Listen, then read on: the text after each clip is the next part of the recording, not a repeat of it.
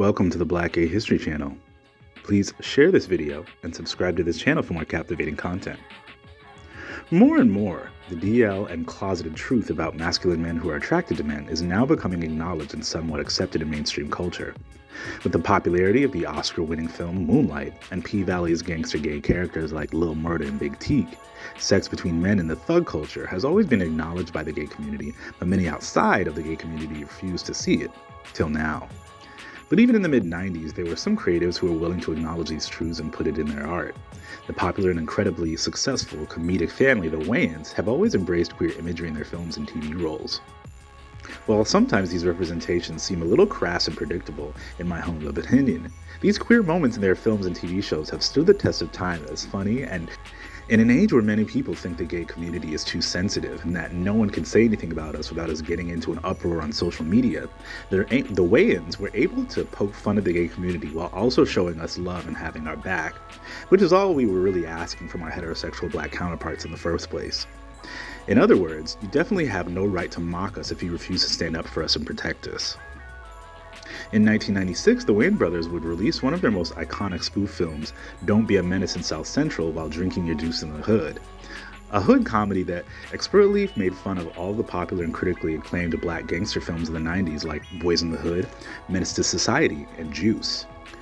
In Don't Be a Menace, we meet many hilarious and stereotypical ghetto characters throughout the film, including Toothpick, played by Darrell Heath. Toothpick is fresh out of prison at the neighborhood barbecue and is arguing with his friends about how his girl should have waited for him to get out of prison.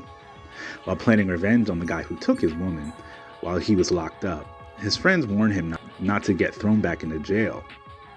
With courage and bravado, Toothpick tells his buddies he's not scared to go to jail, and they all support his courage and his lack of fear. As he gets riled up and his speech continues, Toothpick stands up and yells, "Take me to jail. I ain't afraid to fuck somebody in his ass." The record stops and everyone in the party looks at Toothpick astonished. But Toothpick just can't help himself and divulges even more of his secrets by asking his buddies, "Y'all ain't ever been in the shower with a man and see the suds roll down the crack of his ass?" Everyone uncomfortably shakes their head as Toothpick tries to assure his friends he was just kidding.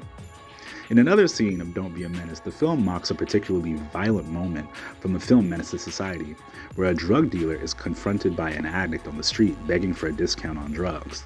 The addict in desperation offers to suck the gangster's dick, immediately enraging the violent gangster, causing him to pull out his gun and shoot the man on sight. While the Menace to Society film clearly displays a violent homophobia, Don't Be a Menace decides to do just the opposite.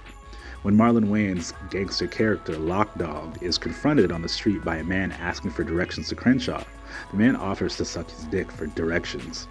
Confused, Lock Dog asks him to repeat himself, but in the next scene, we see Lock Dog zipping up his pants and giving directions while the strange man walks away gleefully licking his fingers. No matter their social or financial status, we know that many men enjoy the physical company of other men, and though these few comedic scenes may not have been explicitly pro-gay, we know that in comedy there are many truths that are told. Gay sex has been happening in jails assuredly as long as there have been jails, and Toothpick may have had no issue going back to jail because of the men he left behind. While there were many jokes and laughable moments in this film, the truth is that gay and bisexual men are absolutely a part of gangster and thug culture, and always have been, whether this truth has been acknowledged or not.